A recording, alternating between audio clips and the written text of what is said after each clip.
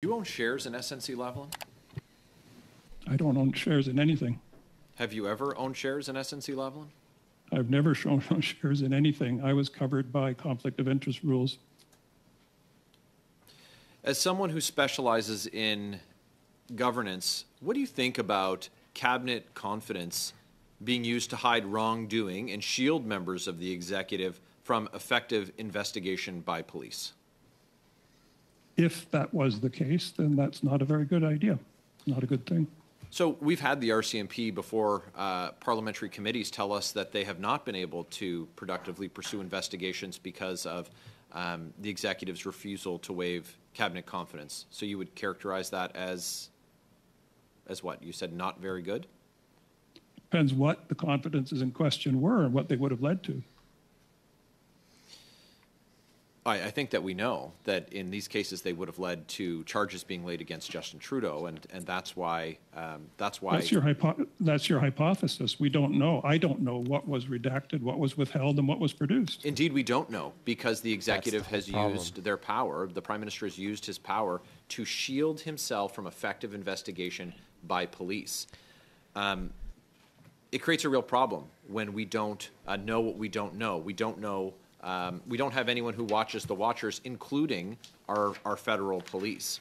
And on that, in a previous response, you said that when politicians start meddling in the justice system, it's not full democracy, it's authoritarianism.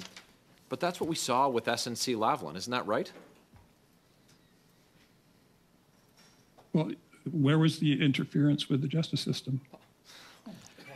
Well, sir, welcome back from 2019. I know that you had a front row seat at the time.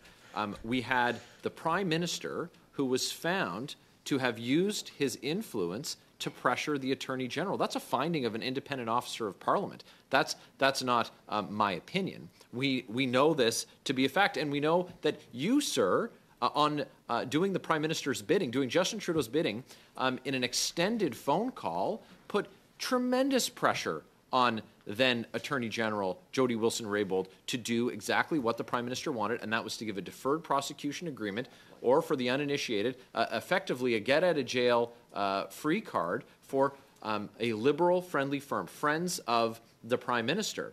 And that's pressure. And what happened when Ms. Wilson-Raybould didn't do what she was supposed to do in the Prime Minister's estimation? She was kicked out of Cabinet. And when someone spoke up on her behalf, they were kicked out of Cabinet in Dr. Philpott. And for their dissent, they were both ejected from caucus. So it seems like that's a pretty heavy hammer the Prime Minister was able to carry. And what did he do? He put in a Justice Minister who would do what he wanted to have done, to do his bidding.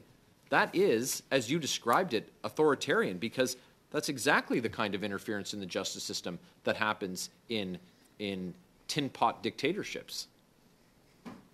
So that's one narrative. Another narrative would be that the maximum pressure put on the Attorney General was to provide reasoning and rationale why she declined to use a tool, an entirely legal tool that was provided by Cabinet, the Deferred Prosecution Agreement, which was made available for certain cases. Deferred prosecution agreements are not an illegal act. They are a legal tool. It's how we got the two Michaels back from China. She can decide how she wants to.